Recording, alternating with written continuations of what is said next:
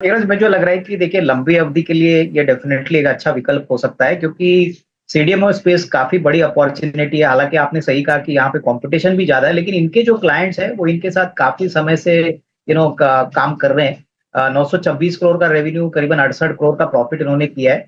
और मुझे लग रहा है कि जो रीपेमेंट होगा डेट का अगले साल, जो आईपीओ आ रहा है वो बेसिकली डेट के रीपेमेंट के लिए, वर्किंग कैपिटल के लिए, तो इसका फायदा कंपनी को आने वाले साल 2 साल में जरूर मिलेगा। और मेरे ख्याल से जिस प्रकार से अभी इनका क्लाइंटल है, इसमें जो कोई बात नहीं कि अच्छी खासी कमाई आपको फंडामेंटल में अगले साल, दैट इज FY 25 में देखने को मिलेगी।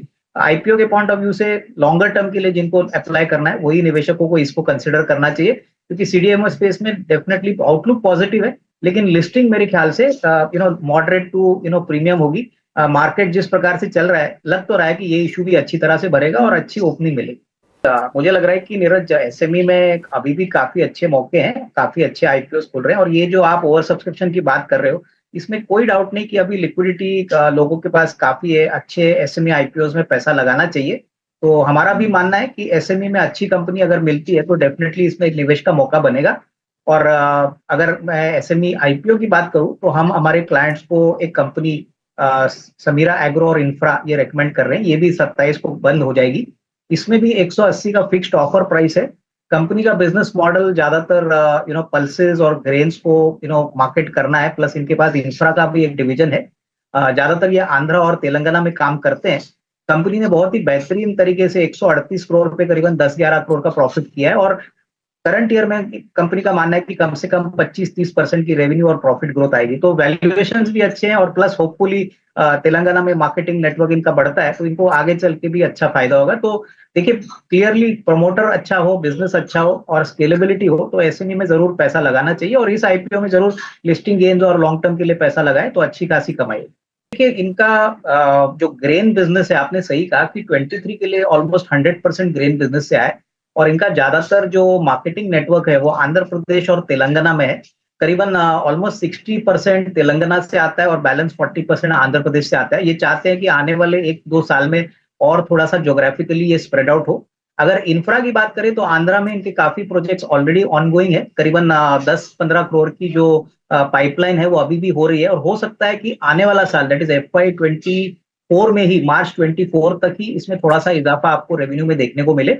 प्रपोज प्रोजेक्ट्स में एक 50 करोड़ का प्रोजेक्ट भी इन्होंने अनाउंस किया है, जिसकी फंडिंग वो आगे बताएंगे। बट इसका एक बार कमर्शियलाइजेशन होता है तो इसका इम्पैक्ट आपको FY 25 और 26 में देखने को मिलेगा। बट फोकस मेरे ख्याल से अभी एग्रो बिजनेस पे होगा। Infra definitely will be second अभी for in terms of revenue and profit. बिल्कुल, देखिए आज नया इंडिया जो है नीरज, वो क्लियरली ऐसे प्रमोटर्स से आपको दिख रहा है, क्योंकि जिस प्रकार का प्रमोटर का पैशन है, जिस प्रकार के बिजनेसेस अभी आ रहे हैं, 10 साल पहले ऐसी बातें शायद लोग शायद एक्सपेक्ट नहीं कर पाते थे। लेकिन आज जिस प्रकार की कंपनी आ रही है, ग्रोथ पोटेंशियल आपको दिख रहा है, बिजनेस मॉडल भी बहुत अच्छी तरह से ये कंपनीज चला रहे हैं। तो मुझे लग रहा है कि देखिए, निवेशकों को अपना माइंडसेट ओपन रखना चाहिए। यहाँ पे भी बहुत अच्छा पैसा बनाने का स्कोप है।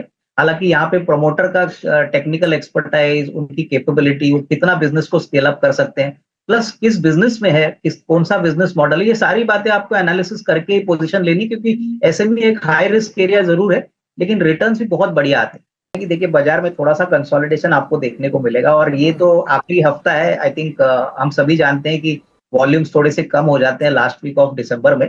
अभी जनवरी जब शुरू होगा तब हमारा मानना है कि एलोकेशंस अनाउंस होंगे, प्लस बहुत सारी न्यूज फ्लोज मार्केट में ऐसी आएंगी जो मुझे लगता है कि मार्केट्स को काफी चेयरफुल एक्टिविटी में रखेंगे।